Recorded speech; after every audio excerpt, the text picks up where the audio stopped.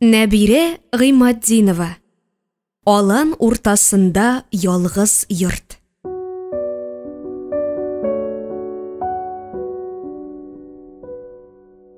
Фәррах карт пыр туздырып урыныннан күтәрелде. Суд дисеңә? Сәлпірәйгән сақалыңны селкетеп судлаш дисеңме? Нәсел нәсәптә булмаган мыскыл. Шаярттым лабаса дип тынычландырырга тырышты әнәс. Әмма күршесе шыгымлап ишекне шапылдатып япты да тузынып чыгып китте. Укыган ишек, шуқынган карга дип Жаппаровны сүгеп, подъезд мәйданчыгында озак таптанды ул. Мискин картлаш, һәр адәм баласына тиешле бәп-бәләкәй бәхеттән дә мәхрүм калгансың ләбаса. Кара көннәреңә ни балаң, ни хатының, ни айрым шөгылең юк. Biz инде ярар, үзебезнең бәхетне иҗаттан эзлибез. Шуңа күрәме безне картлык та, шыксыз көннәрнең ялгызлыгы да тетрәндерми. Мәсәлән, мин Әнәс Жапбаров рәтсез һәм кирәксез мыжыкка әйләнү белән шаян кебек үз-үземне чагып үтерәчәкмен. Мин таушалган гәүдәмне туфракка буй-буй сөйрәп, бусага төпләрендә дә шуышмам. Бу мискинлеккә минем рәсемнәрем, балаларым да рөхсәт итмәсләр. Кызым, гүзәлем дә артык мәшәкатьләрдән арыныр. Аңа паспортын шит исемнәр белән буярга туры килмәс. Аның теленә мин "Вәт минем әти молодец иде" дигән сүзләр генә салып калдырырмын. Жапбаров көндә өйрәнгән вакыт белән кызына шылтыратты. Кызым, саумы? Әйбәт әти. Жапбаров нәрсә генә дисә дә Фәррах карттан бәхетлерәк иде. Аңа кызы авыз тутырып туган телендә әти дип эндәшә. Һәр шылтыраткан сайын күгәрчен тоткандай шатлана иде. Дөрес, кызчык әтисен юмартлыгы өчен ярата. Әгәр әти кеше кирәк ярагына меңәр тәңкә биреп бармаса, үпкәләп "Ты мне больше не пап" диюдән дә тартынмый иде. Ләкин кызы белән ике арадагы мөнәсәбәтендә акча гына арадашчы икәнлегенә Жапбаров сызланмый. Ләйләнең үсенүен заманның бузыклыгына сылтый иде. Хәлләр изгеме, кызым? Изге әти, изге. Тик брас эш пыша. Әллә мотор алып сиңа килимме? Нинди мотор? Соң таксига утырып инде, бигрәк син. Дип сузды Жапбаров. Троллейбусларда шәп йөри димәкче иде, шүрләп калды. Ләйләсе булай да сирәк килә. Килсә дә минутларны санап әнәсенең кәефен кыра иде. Аңа я әнисе закламаска кушкан була, я дуслары көтеп тора, я ул бүлмәдәге юк кына буяу исеннән дә туя иде. Әйдә кил, кызым, көтәм, диде Әнәс гүелдәгән трубкага өреп. Инде телефонны куйганда. Ай, бу баланың ырдым-бәрдем генә сөйләшүе. Заманасы шундый, заманасы. Тукта, килешенә суыткычтан яраткан пепси-коласын алып куйым әле. Әгәр мин аны ят ризыклар белән сыйламасам, акча бирмәсәм, ул минем бүлмәгә аяк та басмаячак бит. Ләйләсе озак көттермәде. Кояштай балкып килеп тә керде. Әти, 300 сум бир әле, тиз такси көтә. Хәзер үзем түләп менәм. Жапбаров башмакларын лаштыр-лаштыр сөйрәп аска төшеп китте. Таксистка акчасын түләп кире менгәндә кызы пальтосын диванга ташлап, радиолгычтан яңгыраган көйгә бии иде. Әти кеше бер ара аның сылу гәүдәсенә, нәфис килешле тирбәлешләр ясап бөгелгән тылсымлы кулларына сокланып карап торды. Кемгәдер бик охшаган иде кызы. Кемгә? Хәтта чагыштыруы да күңелсез, әлбәттә хатынына инде. Кызы уйсыз, хыйссыз бер катлы жан, ышына талпына бии. Гомернең үтүен кара инде син, әле кайчан гына бәп-бәләкәй иде. Ләйлә әтисенең уйларын сизенгән сыман ышынып килеп каршысына басты да: "Әти, әйдә минем беренче тәпи баскан көннәремне хәтерләп рәсем яса. Аягымның бәләкәй чагын күрәсем килә" диде. "Менә кызык", диде Жапбаров аптырап. "Син 5 яшеңә хәтле авылда әбиең янында яшәдең. Каян хәтерлим инде мин аны? Сез кайда идегез алайса?" "Без шәһәрдә идек. Әниең дә, мин дә зур эшләргә чумдык. Бала тәрбияләргә бушамадык. Сине бераз үскәч тә авылга озаттык." Жапбаров тамчы да ялганламады. Дөресен әйтте. Кызы үткәннәр өчен үпкә белдереп иреннәрен турсайтты. Сабый Ләйлә бик кызганыч тыелды күрәсең. "Сез эгоистлар, әти. Мин булсам, баламны алай ташламас идем. Кызым, без максатыбызга ирешергә тиеш идек. Аллага шөкер, күп нәрсәгә ирештек тә бугай. 10-ны тәмамлагач та заводка керәм, әти. Аңлайышлы, гади тормыш миңа күбрәк ошый. Синнән теләнеп алган акчалар да туйдырды. Ичмасам үз көнемне үзем күрермен. Син институтка барачаксың, диде Жаббаров, мөмкин кадәр салкын канлы булырга тырышып. Башта диплом ал, аннан соң теләсәң кая кит. Нәни чагымны дип бәйләнүең чираттагы каприз гына. Юк әти, алай диме. Сез минем сабый чакларымны бер кайчанда сагынып искә төшермисез. Чөнки бөек идеяләр белән кубарылып күрмәгәнсез сез аны. Икегезнең дә эгоистлар икәнне аңлагач кына сораум иде. Үпкәләмә. Әниең котыртты, име? Жаббаров гаипне айрылган хатыныннан эзләде. Әнигә бәйләнмәле әти, аның булай да вакыты тар. Ул көне-төне яза да яза. Синең кебек. Син дә бүлмәгә бикләнеп, кыштыр-кыштыр кәгазь буй идең бит. Рәсем ясый идем, дип сабыр гына төзәтте Жаббаров. Әйе, үзең әйтмешли шедевр тудыра идең. Мин әтием аш әле дип нәни йодрыкларым белән ишегеңә бәрә-бәрә йылый идем. Ахыр әни килеп ишектән йылык калып ала да икенче бүлмәгә кертеп җибәрә иде. Күр инде бу баланы, хәтерләвен күр инде шуның. Үпкәләп сөйләгән була. Үсеп беткән инде. Гомер.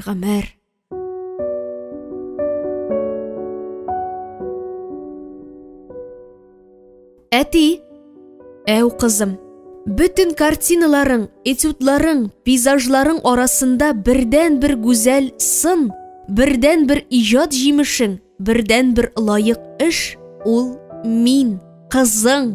Жаббаров көлеп җибәрде. Мондый ачышны ул көтмәгән иде. Кайчаннан бирле шундый фикергә килде икән соң бу кыз бала? Көлмә әти, тыңла бетер. Көлсәң дә, көлмәсәң дә һәр яктан төгәл, камил ижад җимешең мин. Калганнары ярым йорты, ярым мискин рәсемнәр генә. Әгәр зур залга барлык картиналарыңны да илсәң, бер читкә мине бастырып куйсаң, дусларың, Жаббаровның нинди матур кызы бар икән дип беренче чиратта миңа сыкланып үтәчәк, картиналарың икенче планга күчәчәк бит. Ялгышасың, кызым, шиктә юк, син чибәр, бер заман син картаерсың, яшьлегең сулар, үлем якынлашыр. Баксаң, кеше вакытлы зат икән, дөньялыкта дим. Сәнгать аны мәңгеләштерә, кызым. Мәсәлән, мин сине сүрәтең белән ерак гасырларга илтеп җиткерә алам. Инде нәтиҗә яса, рәсем сәнгате мәңгеләштерүнең төп чарасы икән. Син фанатик, әти. Кешенең бөек иҗаты бала. Яшәешнең дәвамлыгы өчен рәсем сәнгатенә караганда бала тудыру мөһимрәк. Син җансыз картиналарың белән планетаны яшәртә дә, аны куркыныч килгәндә саклый да, ачтан үлмәс өчен икмәк тә үстерә алмыйсың. Менә бер әкият тыңлале. Ак шәһәрдә бер адәм яшәгән. Ирләр моңа көн-төн теш кайраса, хатын-кыз заты яшертен генә шул ирне уйлап сызлана, моңлана икән. Хикмәт шунда ди, бу кеше гайрәтле, көчле, ихтыярлы ир булуы өстенә, буйдаклыгы өстенә оста табип та ди. Аның бармаклары тигән тән бик тиз савыга, авыру күзгә күренеп терелә. Шуңа күрә табипның шифаханәсеннән им-тым эзләп килгән хатын-кызлар өзелми икән. Алар ир-егетнең мәхәббәтен яуламакчы һәм үзләренә өйләндермәкче була ди. Табипның гына берәүгә дә исе китми, эшен тәмамлый да әллә кая китеп югала ди. Бер заман табип үлеп киткән. Шәһәрнең бөтен хатын-кызы кара кайгыга чумган. Булар киңәшмә сыман нәрсә оештырганнар да, нәсел нәсәбе юк, баласы юк, үз хисабыбыздан һәйкәл салдырык дигәннәр. Акча җыелган, һәйкәл төзелгән. Ачылу тантанасына табипның тылсымлы бармаклары ырынган, табиптан ләззәтле минутлар алган гүзәлләр генә катнашырга тиеш икән. Менә берсеннән берсе сылу ханымнар, туташлар һәйкәл тирәсенә агылган. Ул минем күкрәкләремне ярата иде. Ул минем чәчләремнән бихуш иде. Минем нечкә билләремне сөя иде, дип узыша мактанышканнар булар. Мактанышып туйгач, күмәкләшеп кайгырышканнар, һәркем табиптан бала таба алмавына көенеп, башын һәйкәл ташына бәрә-бәрә ачы күз яше түккән. Шуннан ерак түгел бер ялгыз хатын басып торган. Ул гади генә киемнән, чибәр дә, затлы да түгел икән. Син ялгыш килгәнсең, кит моннан, дип куалаган аны чибәр кавым. Син ямсыз, син килбәтсез. Табип безнең сыман сылу затларны гына сөйде. Кырт иледәй гөжләгән төркемгә ямсыз хатын кыю-кыю сүзләр ташлаган. Ул сезнең акчагызны гына яратты. Җаны тәне белән ул минеке иде. Тиле, дип шаулашкан төркем, шашкан бу, ни сөйли, уялмый да. Ул мине генә яратты, дип кабатлаган хатын. Ышанмасагыз, әнә безнең уртак улыбыз. Кумасагыз да китәм мин. Табипның тере дәвамы барында ниемә сезнең таш сынығыз. Чынлап та, шаптырып килгән барабыздан табипка 2 тамчы су кебек охшаган егет сикереп төшкән. Ах, дигәннәр барысы да чәчләренә ябышып. Нинди хурлык! Киңәшмә яңадан җыелган да һәйкәлне шушы хатынга, дөресрәге анага багышларга булган. Мәнле әкият, кызым. Шулай да сәнгать кирәк. Ул безнең рухи дөньябызны байыта. Рухы гарип әдәмгә планетаның киләчәге дә, икмәге дә, баласы да кирәкмәс иде. И синең белән сүз көрәштергән мин Тиле, диде кызы, зур җиңелүеннән гарләнгән сыман. Тотармын да рәсем училищесына гариза бирермен. Син сәләтсез кызым, кешеңне юкка барга әрәм итмә. Нәрсәсең ул сәләт? Ходайбердин фатихасымы? Әни шулай ди. Алар институтында Ходайбердин фамилияле профессор әнинең җитәкчесе икән. Әнием Кадрия пага диссертациямны Ходайбердин фатихасы белән якласам, Ходай биргәнгә кияүгә димләр идегез теге өтеккә уш итеп ди. Өтек дигәне ул син инде, әти. Ләйләнең дә фамилиясын Ходайбердинага үзгәртергә идем ди. Нәрсә ди? Жаббаров эсселе суыклы булып китте. Кемдер эссе су китереп сипкәннән соң салкын су тымырдымы ни? Кызым, бәгърем, диде ул, ялынып ялварып. Тыңлама әниеңне, зинһар, ата-баба йыласына төкермә, акыллы бул. Кияүгә чыккач фамилия алыштыру бер мәсьәлә, ә булай, синең үз атаң бар, синнән бер кайчанда йөз чиерми ул, сине ярата. Теләсә әнкәң исемен дә үзгәртсен, яме? Әгәр инде ирексезли башлыйлар икән, миңа күчен. Дөрес, сакалым агарганчы шәт мин дә иләнермен инде. Сиңа бик әйбәт дус булырлык апаңны алып кайтырмын. Ялгызлык та туйдыра бит, кызым, ялгызлык та туйдыра. Сез дуслашырсыз аның белән, әлбәттә дуслашырсыз. Иләнмә, ти, кирәкми. Ул хатының әнигә, ә Ходайбердин сиңа охшаса, мин кая барырмын? Тәгәрәп үләрменме? Ул бик ягымлы кеше, кызым. Аз сүзле, уялчан, иң мөһиме күңелеңне аңлый. Жаббаров нишләптер тагын Әлфияне уйлады. Аны күрсәң, син үзең үк өйлән диярсең әле. Картмы ул? Яшме? Модныймы? Яш. Модада мени хикмәт, кызым. Син әти кибетче хатынга өйлән. Джинсым туза, яңасы кирәк. Вилурдан костюм да тектерер идем. Әнинең дә диссертациясын яклау көненә яңа күлмәге юк. Жаббаров исәп-хисап белән төгәл яшәргә ирәнә башлаган кызы өчен бер яктан куана, икенче яктан дөньяга җиңел каравына көенә дә иде. Хәзер әйт әле, өйрәтмә диген, ул сиңа бише белән җавап кайтарачак. Әнисе дә талашырга оста иде. Алма агачыннан ерак тәгәрәмидер, күрәсең. Икесе дә Жаббаровны кызганмыйча камчы белән суктыралар. Ләкин ул ни генә булса да кызын үз ягына аударырга тиеш. Ярар, әти, кибетчегә өйлән диюем шаярту гына. Гаеп итештән булмасын, яме? Без һаман дуслар, ие бит. Акчаңны бир, очам мин. Пепси-коланы сумкага тыгам. Иртәгә хәтле, әти. Матур йыр, кызым. Аны заткач 5 минут үттеме юкмы, телефон шалтырады. Ләйлә синдәме? Исәнләшми нитми сүз башлаучы бердән бер кеше Жаббаровның хатыны була. Китте, диде Жаббаров хатынын тавышыннан танып. Нигә аны гел сагалыйсың? Мин баланың әнкәсе. Син әнкәсе икән, мин әткәсе, хөрмәтлем. Онытма. Котыртма баланы. Ләйлә балалыгыннан чыккан инде. Мөстәкыйль уйлый.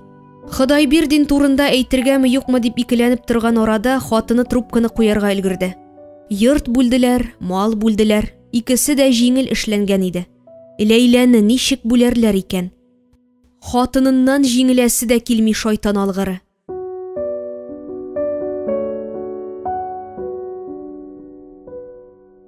Жаббаров тирән көрсенеп эскизларын сызарга утырды. Сызды, бызды, кулы һич кенә дә эшкә ятмады. Илһам килми тинтерәтә иде. Илһам филтәле лампа түгел шул. Кабызам да куям димә икән. Ансыз рәсем җансыз һәм кыры чыга. Кул эшкә бармый икән, димәк Жаббаровның эше пыша. Аңа иртәгә кадәр үзен рәткә кертергә, уй фикерләрен барлап элекке эзенә төшәргә кирәк иде. Иртәгә ул кыр тавыш белән яңгыратып иҗат йортында очраган берсен сәламләргә, үзенең дөньяда яшәвен искәртергә тиеш. Аны мескен кыяфәттә күреп берәү дә кызганмасын. Менә шушы 4 стена эчендә генә ул үзен анализлый, тирги, сүгә, юкка чыгара яки һәр җиңелүеннән гәрләнеп, әрнеп елый ала. Кеше күзендә исә ул горур бөркет, канатын җилпи-җилпи текә кыя башыннан ташланырга корбан эзли. Җаббаров һәрбер ирешелгән уңышын үзенең булдыклы булуыннан күрде. Дөрес, авыр юлны йөреп, сәнгать капкасына якынлашырга аңа остазы Хәбиб агасы булышты.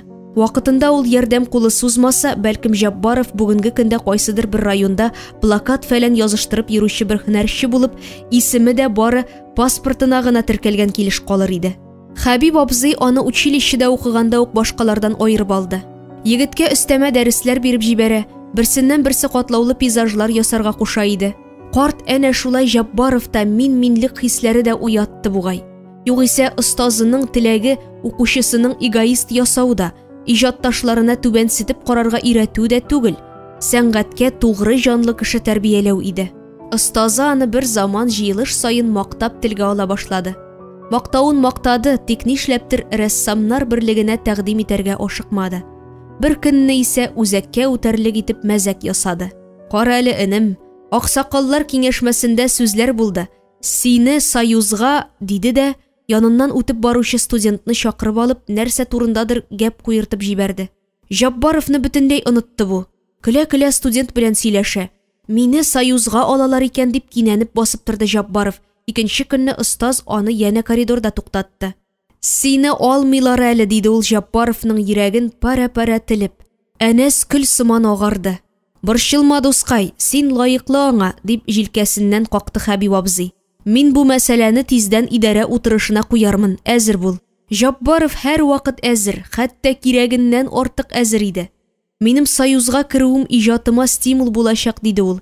Чынлыкта исә аның яшьтәшләрен узып китәсе, алардан югарырак баскычта торасы килә иде. Моны шәрран ярып әйтеп кара син. Алла сакласын, үзгәләп ташларлар. Ниһаять, хыялдан чын барлыкка күчәсе көн якынлашты. Аны мактый-мактый рәссамнар берлегенә алдылар. Кемнәрнеңдер күгәргәнче борынына чиертте. Кемнәрнеңдер өмет хыялларын каплады. Кемнәрнедер чаптырып узып китте. Һәр хәлдә ул үзе шулай уйлый иде. Баксаң, көрәш моның белән генә тәмамланмый икән әле. Иҗат мәңгелек көрәш мәйданы икән ләбаса. Чүпчар яздыңмы, җиңеләсең. Тонна кәгазь буя. Арада гамәлгә яраклысы юк икән, мәйдан тарая, билләр кысыла, син йыгыласың. Бер рәсемең белән дә мәйдан хуҗасы булырга мөмкин икән. Яшерен батырын түгел Җаббаровның талантлы егет икәнлеген күпләр таныды.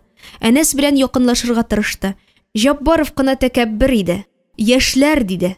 Бу сүзе яшьлеккә төбәп әйтү түгел, картайса да һаман яшел калучыларга ишарә иде. Җыелышларда берәр җәмәгать эше тапшырсалар яки берәр урынга сайлый башласалар, ул «Минем вакыттар, әнә яшьләр» дип нурлар ягына ишарәләр иде. Ул шулай әкрен генә кешедән көләргә өйрәнде. Әлегәчә аның һәр кыланышын кичерә килделәр. Әлфия генә тез астына сукты каһәр.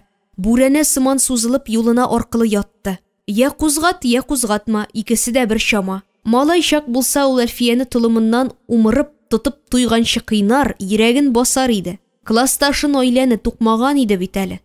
Ичмасам күңелләр рәхәтләнгән иде. Наилә шуны онытмаган. Башсыз хатын. Бер елны авылга кайткач, Әнәс артыннан тагылып болынга төште. Яшь кызлармыни? Бии, җырлый, көлә. Ахыр Җаббаровны ымлап кына яр буена чакырды. Тагын бер кыйна әле, Җаббаров, диде ул су өстенә вакташлар ыргытып. Иреңнән куркам, диде Җаббаров салкын гына. Сәбәпсезгә кеше кыйнарга син мине кем дип белдең? Алайса кычакла, кысып кычакла. Наилә башын Әнәснең күкрәгенә салды.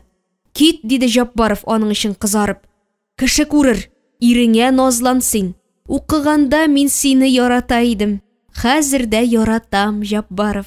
Тик тагылырга җыенмыйм, шаярам гына. Теге чакта нишләтим соң инде? Бөтен класс каршы чыкканда япа-ялгызым сине яклый ала идемме? Менә нәрсә, Наилә, диде Әнәс җитди генә. Кайтта сыерыңны сау, иреңне ашат. Йортта хатын кызның эше таук чүпләп бетермәслек була. Исенә төшкән чабатасының йыртык икәнлеге ямап маташа дип уйлады Җаббаров. Миннән хәзер ярты кәлимәдә җылы сүз ишетмәссең, җаным. Укыганда тәртәгә типмәскә иде шул.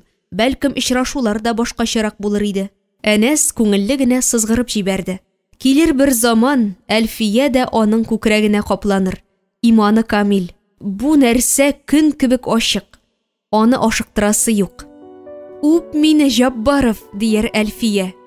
Әнәс аны ишетмәмешкә салынып читкә карар. Шул дәшмәү белән бар нәфрәтен, бар ачуын тышка чыгарыр һәм киткән чагында һавалар бозылып тора, яңгыр фәлән башланганчы кайтырга кирәк дип көн аяз булса да юк сүзләр сөйләр. Җазаның иң шәп төре бу. Иң шәп төре.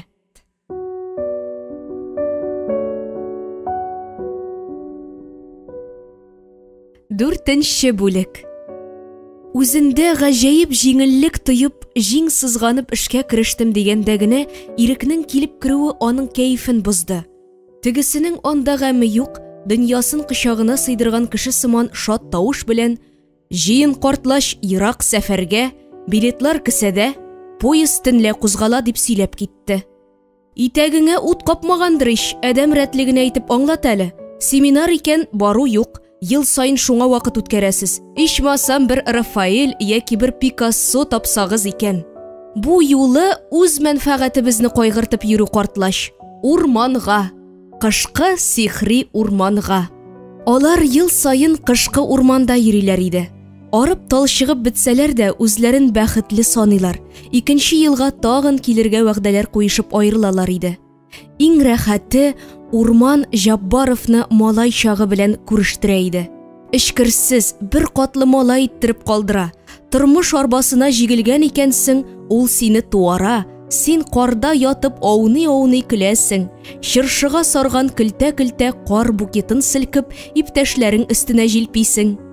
Барам димәкче иде Җаббаров, тик әзер җавабы тел очына эленеп калды. Тукта, бәяңне төшермә. Энәсеннән җибенә хәтле тикшер, сораш, аннан соң гына риза бул. Кадрең артыр. Юллар ничек ди? Карлымы? Урманы еракмы? Юл тап-такыр ди. Пар ат җигеп, станцияда каравылчы каршы ала. Район белән махсус киңәшелгән нәрсә. Хуш, ашау ягы ничек? Сөйләшенде бер сарык, диде ирек, бияләй хәтле авызын йырып. Йә селкин инде картаю, нәрсә ялындырасың? Менә хәзер ризалашсаң да ярый. Нәк вакыты. Хуш, поезд ничәдә кузгала инде? 3 сәгатьтән. Мә тот билетыңны. Болай син ышанычлырак булырсың. Вокзалдагы зур сәгать тирәсендә җыелабыз. Соңарма. Ирек артыннан ишек ябылгач кына Җаббаров маңгайына шапылдатып сугып куйды. Иң мөһиме соралмаган. Компаниядә былтыргы кешеләрме, әллә яңалары да бармы икән? Җыен әкәм-төкәм булмасын тагын. Баргач мәҗлес бизәге итеп хатын-кыз затын да алырга кирәк иде.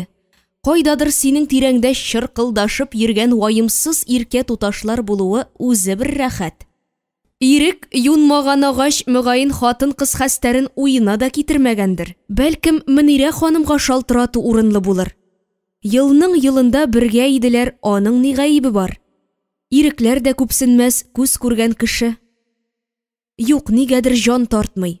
Теге көнне ул хәтта аның янында кунарга да калмады. Ике араны нәрсәдер кинәт кенә бүлеп куйганлыктан хәзер кабат якынайырга ни теләк, ни дәрт җитми иде. Üzелгән күрәсең. Алар кабызган шәм сүнгән, караңгы һәм күңелсез. Җаббаров юл капчыгына кирәк ярагын тутырды. Каягына барса да, ул пөхтә йөрергә ярата иде. Көзге каршына басып, һәйбәтләп кырынып алганнан соң, ваннага су тутырып юынды, сөртенде, чәчен тарады. Тәмле иттереп пешергән ашы бар иде. Шуны суыткычтан алып җылытты, ашады, тәлинкәсен юып шкафка куйды. Шулай итеп, буйдак тормышның кир юу, аш пешерү, өй җыештыру кебек вак мәшәкатьләрдән торган көндәлеген бозмады. Тәмам җыенып беткәч, сәяхәт турында кызына да хәбәр итүне кирәк тапты. Эзләп нитеп интекмәсен бала, хәбәрдар булсын. Трубканы хатыны алды. Ләйлә өйдәме? Юк, ничә әйттем, шалтыратма безгә. Колакны ярасың, әкренрәк Мәрьям. Акча бирә-бирә баланы азындырдың инде. Әнә хәзер ресторанда типтерә. Типтерми Мәрьям, алар кичә уздыралар. Типтерә. Гел диссертация димәгән, тәрбиялә, диде Жаббаров әче тавышны басып. Ачуым килмәгәйеп, педагог белеме иш синдә. Хатыны зәһәренә булып хушлашмас борын трубканы ташлады. Менә терә юл догасы укылды, дип кирсенде Әнәс. Бәхетсез син, егеткәй. Утларыңны сүндердә кузгал. Бәхетле кешенең артыннан учагы янып кала, чөнки аның тиз кайт, көтәрмен диючесе була. Синең өең шыр ятим. Андагы җылыңны үзең белән ияртеп урамга алып чыгасың. Әйдә. Иләнешкәндә күбәлек сыман нәфис җан иде хатының. Тулайым кылың иде.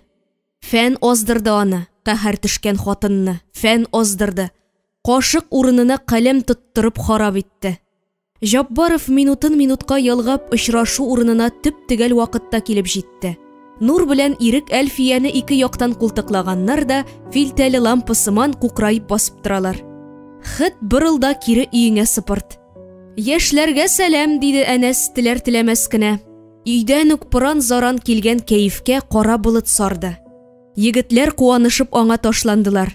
Вәт молодец.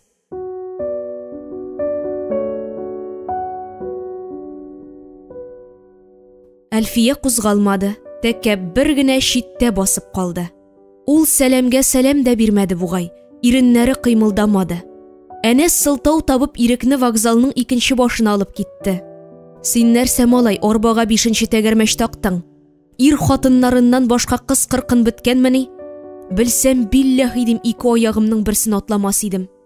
Куй инде, Әнәс, вакланма. Син дә бик иредән кыландырма. Кычкыртып узган поездларда, перрондагы халык та һәммәсе ачу китерә иде. Тынычлан, картлаш, Әлфия авырый, үпкә авыруы, бәлкем урман һавасы, тузанлы бүлмәдә эшләгәннән соң файда бирер. Түлке жәлләтә димә, алайга китсә калдыра да алам. Туктале, Жаббаров, син бер форсатны кулдан ычкындырасың түгелме? Әлфия үзе сиңа каршы йөгерә. Премияңны хәл ит, дуслашкан бул, тәмле сүз жәлләмә. Тфу, шән-шелсен премиясы урманы туйдырды. Барсын, диде Жаббаров кул селтәп. Миңа дисә, әллә нишләгез шунда.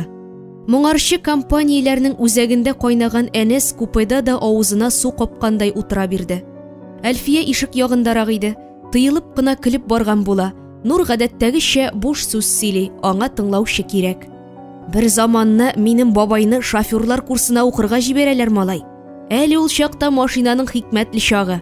Аны йөртү түгел, тотып карарга да куркалар. Башта бабай карыша, фәлән фәсмәтән, яшьләр укысын, мин карт инде ди. Син тимерче тизрәк күнегерсең диләр моңа. Мәсьәләне кабыргасы белән куялар. Нишләсен бабай? Китә бу, исән сау гына курслар тәмамлап, такта әрҗәле машинага утырып, авылга кайтып та керә.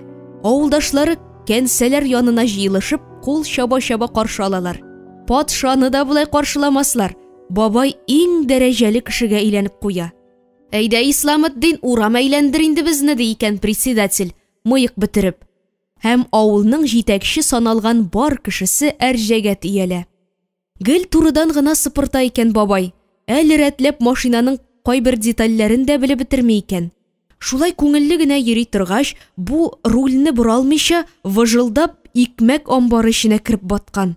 Кергән мәлгә чыгып та китәр иде, амбарның икенче башында капчык-капчык бодай өелеп ята ди.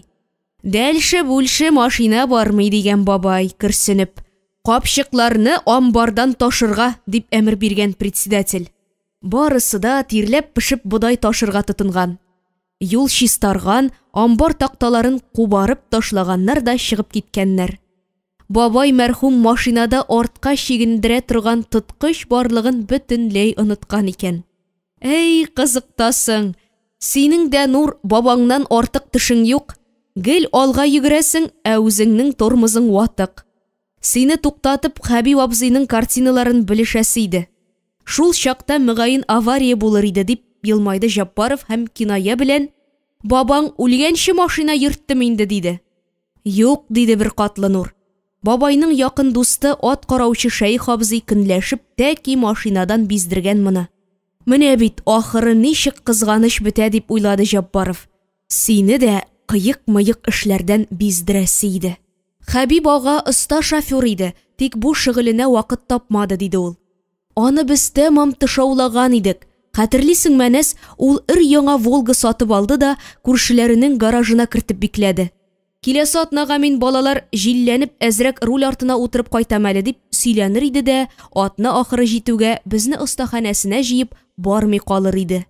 Ә без аңа ни белән түләдек дип ирек чәчрәп чыкты. Рәхмәт Әлфия белән сиңа ичмасам картиналарын саклап калдыгыз. Җаббаров сискәнеп куйды. Ялгыш ишеттем ахрысы. Булар ул турыда әйтмәделәр шикелле дип өметләнә башлады. Иң зур рәхмәт Әлфиягә инде. Казына тәки тапкан бит. Нур шулаймы дигәндәй башын кага-кага Әлфиягә карады. Инде шик тә юк, теге картиналар.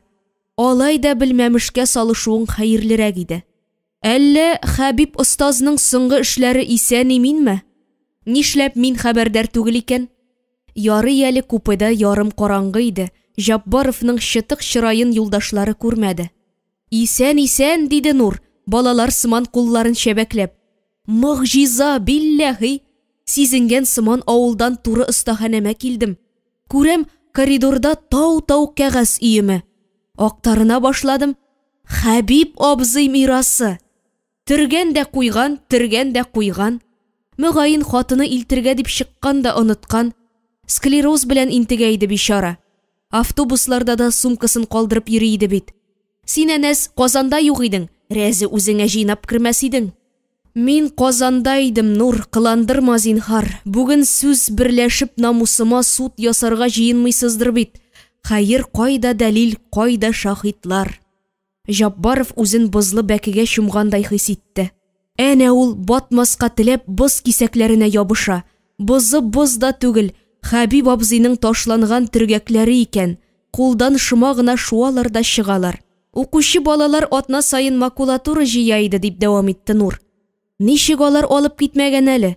Мин инде машина яллап шунда ук кадеркәйләремне Союзга китердем. Бер чылан сымаграк урынга кертеп ташладым. Вакытлыча ятсыннар дип Хәбиб абзыйның үлеме, Рәүфә ханымның Ташкенттагы кызына күченүе безнең хәрәкәтләребезне тоткарлап торды. 1 елдан соң гына без Әлфия ярдәмендә мирасны барлый алдык. Ну, малай, искиткеч оста эшләнгән киндерләр таптык без. Табышларны ничектер бәялисе иде бит. Хәбиб остазны күтәрү безнең буынга, аның укучыларына тия. Мин әле синең белән дә киңәшмәкче идем әнәс. Әллә мәйтәм быелгы премиягә Хәбиб аганың эш картинасын тәкъдим итүне сораргамы? Җаббаровның бәгырен тагын тилеп алдылар. Үлгән кешене зурлаудан ни мәгънә, диде ул һәм сумкасыннан кипкән балыклар алып өстәлгә куйды. Сыйланыгыз. Аның үзенчә тыссыз сүзләр сөйләгәнче балык суырыгыз, авызыгызга тәм керер диюе булгандыр инде. Ләкин Әлфия дә, егетләр дә балыкка орынмады.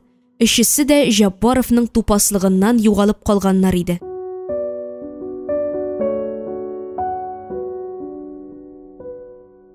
Дәртләнеп сөйләп утырган ирек ниһаять тотлыга сүзен дәвам итмәкче булды. Үткәне зурланмаган сәнгатьнең киләчәге фаҗигале бетә. Нинди үткәне, диде Әнәс тә кабынып. Кайсы халыкның сәнгать тирәсендә чуалган өте-бете тарих битләренә теркәлгән. Бик беләсегез килсә, сәнгатьтә лидер һәм вак-төякләр бар. Сүрәт дөньясының чын йөзен, үткәнен һәм бүгенгесен шул лидер иҗаты билгели. Әнә чырлар агышында күпме художник танылгандыр, ә безнең заманда аларның исеме онытылган. Без рәсем сәнгатенең бер дәүрен бары тик берничә исем аша гына беләбез.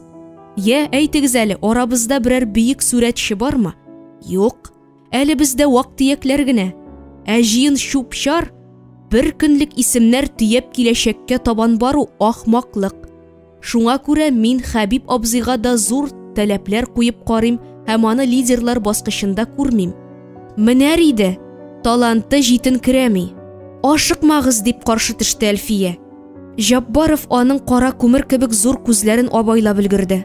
Сез ашыгыч нәтиҗәләр ясыйсыз, Җаббаров. Хәбиб Нуриев талантлы сүрәтче иде. Ул җыен әрсезләр арасында гына күзгә ташланмады. Аңа бераз кыюрак булырга иде. Килеп сайлап кына алмасалар, Ул бит күргәзмәләргә хезмәтләрен дә бирә белмәгән. Ул артыгы белән тыйнак булган.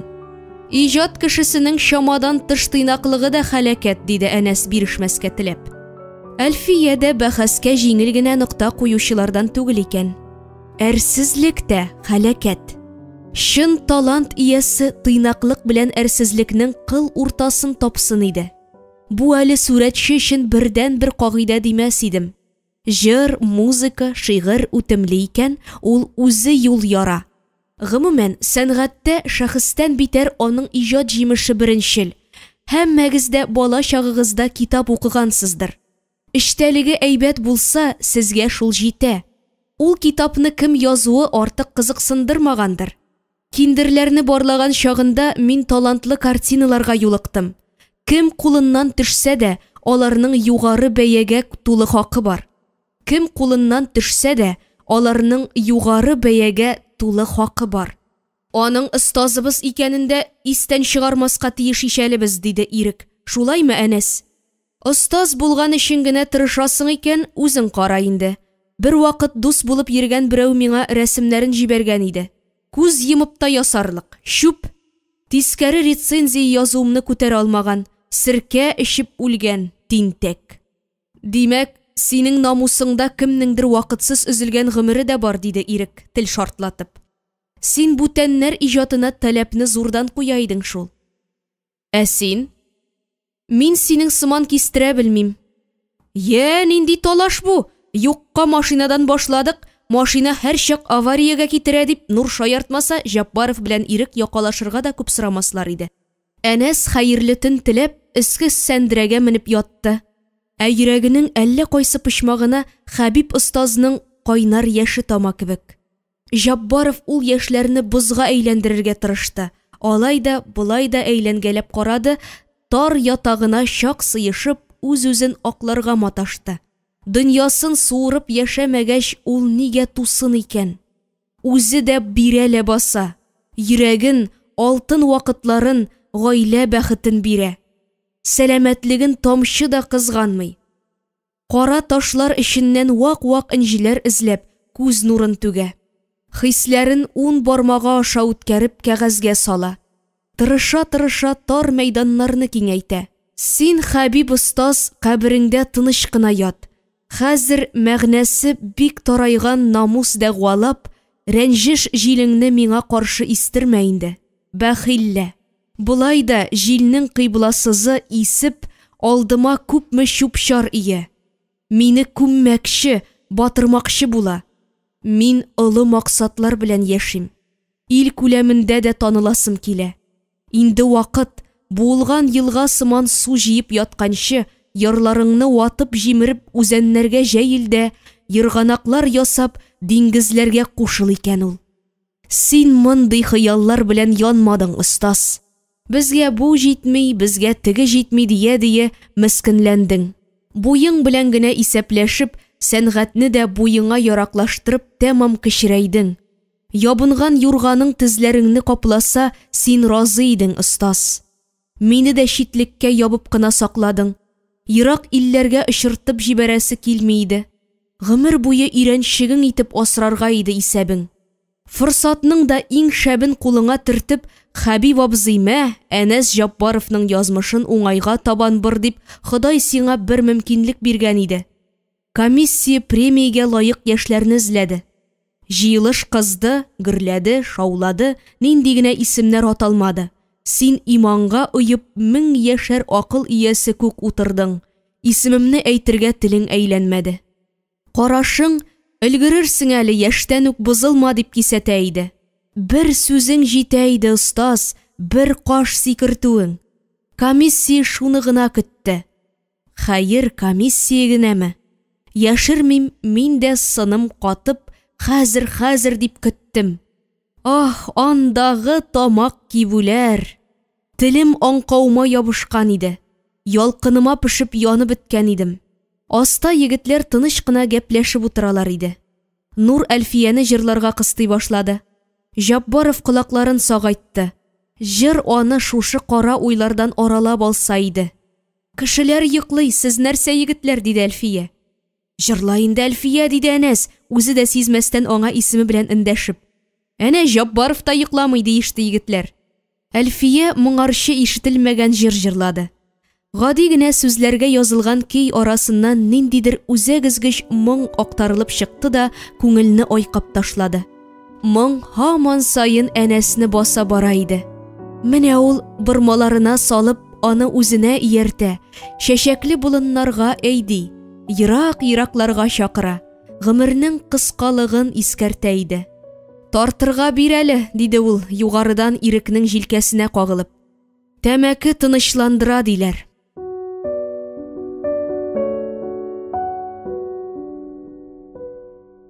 Бишенче бүлек. Кышкы урман һавасын тансыклап ерак юлга чыккан Җаббаров япа-ялгызы, боегып, каравылчы өендә утыра. Уйлары агачыннан өзелгән алмалар сыман анда тәгәри, монда тәгәри, тәгәрәгән сайын чыкырга мәтәлә шикелле. Әлфиядә нинди сагыш икән ул? Каян килгән моң аңарда? Нишләп ул әнәсенең юлына чыгып басты? Нишләп сүзсез генә инәлеп урманга барыйк ди? Әлфиягә үчләшеп кенә урманга бармады Җаббаров. Йөрсеннәр ишәүләшеп, аңа монда да дөнья түгәрәк. Каравылчы Шәрифҗан агайның беренче мәртәбә генә кунак төшерүе түгел икән. Бар фантазиясын туплап өен бизәгән. Тәрәзә кашагасына хуш исләр аңкып торган чыршы ботаклары элгән. Ятак сымаграк эшләнгән сәкесенә аю тиресе җәйгән. Иске көзгенең башына болан мөгезе беркетеп куйган. Агай буларның барысыннан да канәгатьлек тоеп, чын хуҗаларча сөйләнә мич ягып йөргәндә, «Хәттин зур кайгың бармысың, ылан? Тегеләр күңел ача, син тәүлек буе кырсагыңа май җыясың. Кил учак җылысына», диде. Эх, абзый кеше, тегеләрнең шатлыгы хәттин ашкан, ә минем юк. Алайда кил әле учак каршына. Агачларның ничек янганын кара. Усак күз яшьләрен агызып, имән чырт-чырт төкеренеп, кайын җырлый, рәңге паш-паш килеп дерли. Әдәмнәр кебек аларның да үз хылкы бар дисең инде. Җаббаров иренеп кенә мич алдына барып тезләнде. Бар шул, ылан. Урман белән генә җенләнеп син кешеләрне онытмадыңмы? Яхшыдан яманны айраласыңмы, агай? Бу тынлык сине туйдырмыймы? Кайсы сорауыңа ни дием икән инде? Тынлык туйдырмый, анысы факт. Әгәр урманда бер генә яфрак та селкенми торган шымлы тынлык булса, мин гөрселдәтеп һавага атып җибәрәм. И, мин сиңа әйтим, кыш-кыртка җитә кала бу. Партузыналар җанкайлар. Учактан сибелгән ут шәүләсе каравылчы картның яңакларында уйнаклый, аның күзләрендә дә кайын утыны янасыман. Кешеләргә элегрәк, яшь чактарак үпкә саклый идем. Хәзер юк, хәзер мин төптән исәплим. Ай-һай булды инде күрмешләр. Агай тик тымалдан гына көлеп куйды. Булды, ылан, сугыш беткән елны мин колхоз председателе идем. Өстән фәрман килеп төште. Гөрләп үскән урманыбызны тураклап, төзелеш кирәк яракларына озатырга кирәк имеш. Менә сиңа хәтимә, мин тимимен, син тимә. Бер әйтелде, ике әйтелде, без халык белән каршы тордык. Ни дисәң, иң авыр сугыш елларында да күз карасы кебек сакладык без аны. Бирмәдек, вәссәлам. Район үз эшчеләрен җибәргән иде. Тегеләр ничек качарга белмәделәр. Качмаслар иде, бөтен авыл сәнәк күтәреп чыкты. Мине председательлектән алып ыргыттылар. Менә монда инде авылдашлар промах бирде, якламадылар. Эштән янып кисәләр дә якларга рәтләре юк иде. Картына яшенә үпкәләп, авылдан чыгып тайдым. Аннары чит җирләрдән туеп кире кайттым. Кая барыйм мин, илемә җиремә береккән кеше. Сине инде урманга баш итеп сайладылар, ә? Үзем теләмәсәм, берәү дә кыстамас иде. Аннан кем өчен көрәшеп аталгансың мин? Әгәренки ул чакта мине председательлектән төшермәсәләр, урманны җир белән тигезлиселәр иде. Рәхмәт авылдашларга, корбан биреп аны коткардылар. Председательгә кеше табыла, ә менә урманың кырыса тиз генә үстерәм димә. Хәзер дә урманыңны кистермисеңме, агай? Кисәләр, үзем тертеп күрсәткән агачларны. Хей, агай, син алпауыттан бер дә ким түгел икән. Алпауытлар беткәнгә азындыгыз инде сез. Карт ашу белән мич эченә утын пүләне тондырды. Бии-бии янган учак хәлсезләнеп сүнеп киткәндәй булды. Эте бете хуҗа бит хәзер. Я инде агай, ачуланма. Авыл моннан еракмы? 3 чакрым. Син җилтерәтеп кенә шуннан зәмзәм суы алып менмәссең микән? Кәйфем начар минем. Әзрәк ичсәм күз алдындагы томан таралыр иде. Килешер микән, олан? Кыз хатыныгыз ни дияр? Булай акыллы нәмәстә үзе. Пырламасмы? Мин аңа асыл җипләр белән бәйләнмәгән, борчылма, Шәрифҗан абзый. Адвокат кебек һаман төпшенмә инде, бар. Миңа дисә, яшниге белән ап кайтам. Син мишкә утынны өсти тор. Кая акчаңны җүнәйтеп бир дә, вышт мин. Җаббаровка эчү мәсьәләсендә шама җибен югалтырга ярамый иде. Тап-таза, сау-сәламәт дип йөргәндә аңардан йөрәк авыруы таптылар. Күрәсең, нәселдән нәселгә күчеп әнәскә дә оялаган шир иде бу. Әтисе мәрхүм йөрәк белән дөньядан киткән кеше. Җаббаров шуңа күрә барлык саклану чараларын үтәп, билгеле рамкалардан читкә тайпылмыйча, төп-төгәл генә яшәргә өйрәнде. Мәҗлесләрдән аракы фәлән эчмичә айнык кайта иде. Дус иш сыйлаганда да шыма гына кытылып кала, тик үзенең йөрәк авыртуын дусларыннан гына түгел, хатыныннан да яшерә иде. Бүген аның әз генә бушанасы, күңелендәге салкын ташлардан вакытлыча гына булса да кытыласы килде.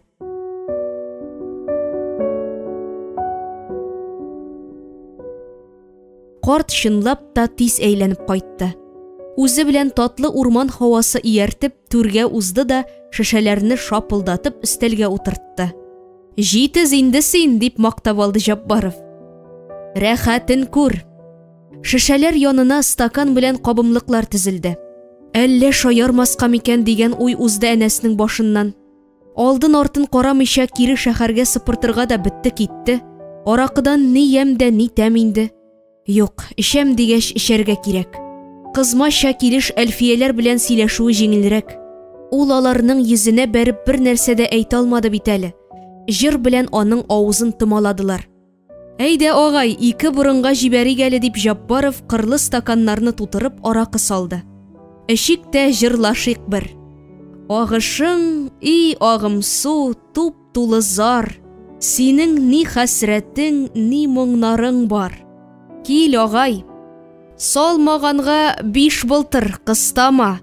Каравылчы карт шаштырдатып газета кисәге йыртып алды да махра төрде һәм күзләрен кыса-кыса җан рәхәте тоеп тартып җибәрде. Кемгә нәстә, кәҗәгә кәбестә дигәндәй, бер утырып тартсам, бар кайгым тарала. Күзең кара, кашың кара, үз җаеңны үзең кара инде. Кыстатасың, агай. Мин шамамны белеп сөйләшәм. Урманның да күзе була. Карчыгым Исламия кыз чагында уялып кына мине капка ярыгыннан күзәтә иде. Хәзер аның урынына бер булан калды. Чыршыга ышыкланып гел карап кала бахыр. Авыш туй шатласаң, гүпшем урманыңнан бизәр. Ялгызың ничек шашмыйсың, агай? Hey, менә син кала тиклем зур калада миллион кеше белән яшисең. Ә үзең ялгыз, булан кебек ялгыз. Ишләреңә сыйынырсың сыйынуын. Мисалга, булан да борынын шиеп йөри дә, яраланса кешеләргә бара. Юк, агай, мин үлгәндә дә качып үләчәкмен. Әйдә, синең исәнлеккә. Җаббаров эссе көндә бик нык сусаган юлчы сыман бер тында стаканны бушатты. Беренче стаканнан соң ризык капмыйбыз, диде ул шаяртып. Эшә, су кебек эшә. Тегеләр табигать карый, бу эшә, дип мыгырданды карт. Чөнки мин көчсез, агай. Көчсез, ишетәсеңме? Синнән уялмыйм. Син премиягә көндәшем дә, шуртым да түгел. Син гади урманчы гына. Булан үз ярасын бәйләтергә кешеләр эзли дисеңме? Мин кая барыйм икән? Кем кулына баш төртим? Әшәке сорттан мин, агай. Ышан миңа. Әдәм актыгы мин. Йылдыз чүпләргә дип күккә үреләм дә, кулым пешсә, гаипне үземнән түгел, читтән эзлим. Бик-бик җиңәсем килә минем, агай. Яп-якты көндә дә фонарь кабызып, адашып, бәрелеп, кыймаларга тотынып йөримлә баса. Юк, эшеп түгел, ап-айнык килеш йөрим. Мин фил инде, фил. Ә бит мине кырмыскалар талый. Шундый каты талыйлар, каһәр төшкәннәр. Әрнетәме? Диде карт исе китмичә генә. Җаббаровның исерүе йөзенә чыга башлаган иде. Башта көлә идем, хәзер әрнетә. Ай, энекәш, бичаракай, лапылдатып ояларына яткансыңдыр. Саксыз филдер син, мактанырга да маштырдыр әле. Әнәс шүрәле кытыклагандай сикерә-сикерә бер көлеп алды. Көлдердең ичмасам, рәхмәт, диде һәм шешә белән чәкештереп тагын стаканын күтәрде.